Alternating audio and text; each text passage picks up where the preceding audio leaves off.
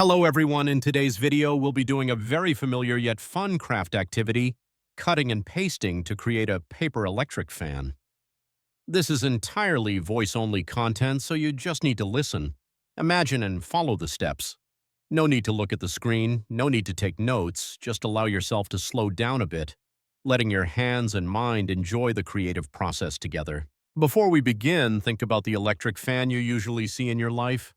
It could be the familiar standing fan in the living room, the compact desk fan on your study desk, or the old fan that's been a part of those hot summer days. The fan you're about to make doesn't have to be exactly like the real thing, but a simplified, cute version with your own personal touch. Now prepare your workspace. Choose a flat, well-lit surface where you can cut and paste comfortably. Take out a few sheets of colored paper. You should have a sheet of gray, white, or light blue paper for the fan body and cage, a darker colored sheet for the fan blades, and a sheet of paper for the background. If you have other colored paper, you can use it for decoration.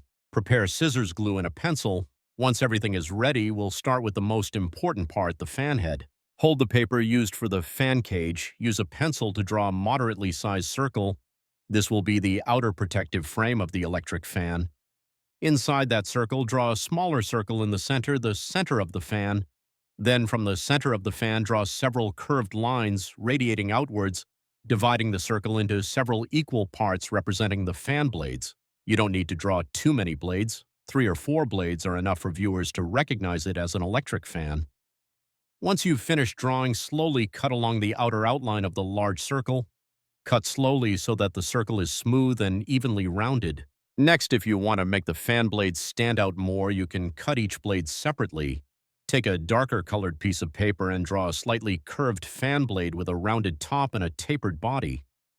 Cut out 2 to 4 blades depending on your preference. When placing these blades on the circular fan cage, try gently rotating each blade to create the illusion of the fan spinning. Once you feel the layout is satisfactory, apply glue and attach the blades to the center of the fan. Now set the fan head aside and observe. You'll see that with just a few circles and curves, the image of an electric fan is already beginning to take shape. Next, we'll move on to the fan body.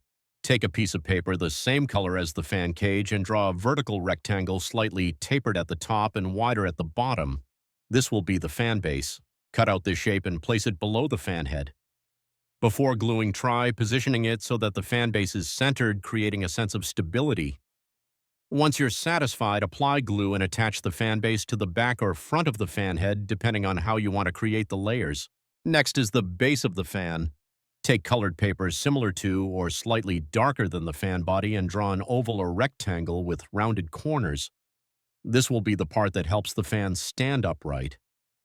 Cut out this shape and glue it to the bottom of the fan base. When gluing, press gently for a few seconds to ensure the pieces of paper stick together firmly.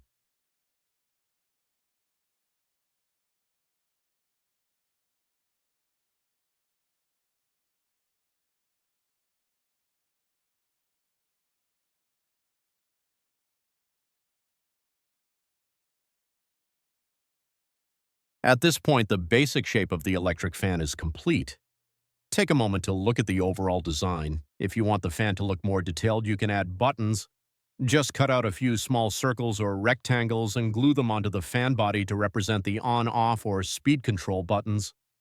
You can also cut a thin curve at the back of the fan head to suggest the adjustable neck of the fan.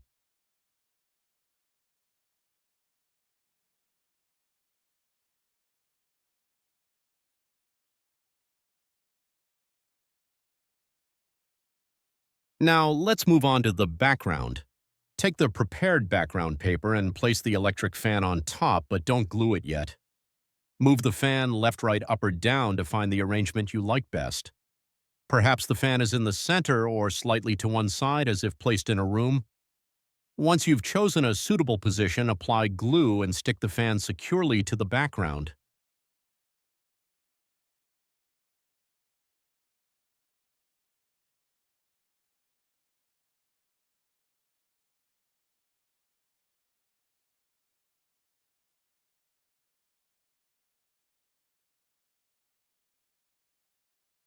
If you want to make the collage more lively, you can add surrounding details. For example, cut a few gentle curves in front of the fan to represent the wind blowing.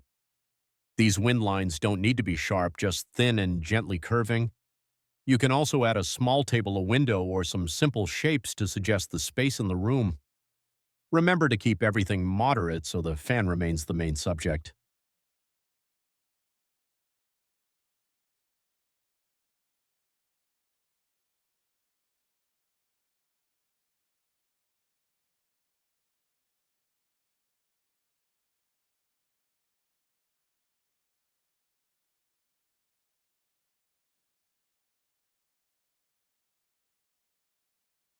Once all the details are glued, set the artwork aside and let the glue dry for a few minutes. While waiting, I invite you to think about the image of an electric fan in your memory. Perhaps it's a hot summer afternoon with the only sound being the steady hum of the fan. It might be a simple yet incredibly familiar feeling of coolness.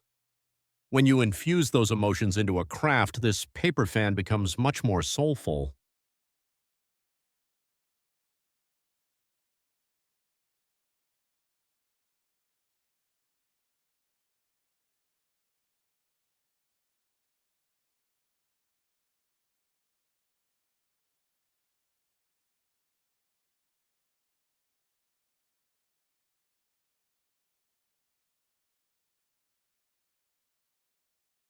After the glue is dried, you can hold the collage up, tilting it slightly to feel the layers of paper and the overall composition.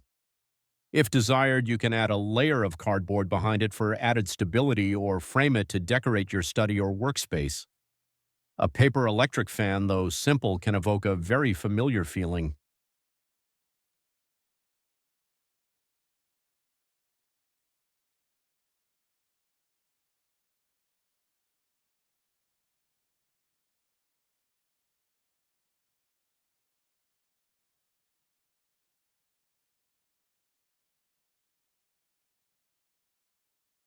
And with that, you have completed the paper cutting and pasting process to create a paper electric fan. The most important thing isn't whether the fan looks real or not, but the time you spent focusing, creating, and being yourself.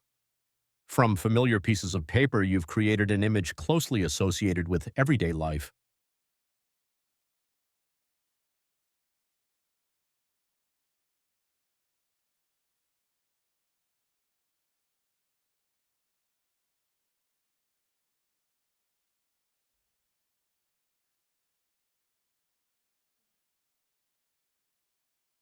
Thank you for listening and following along to the end of the video.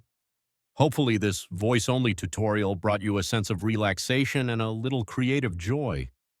If you enjoy this kind of gentle, slow-paced content, continue trying your hand at cutting and pasting with other familiar objects around you. Perhaps creative inspiration comes from the simplest things. I hope you have a pleasant time, and I look forward to seeing you in the next videos.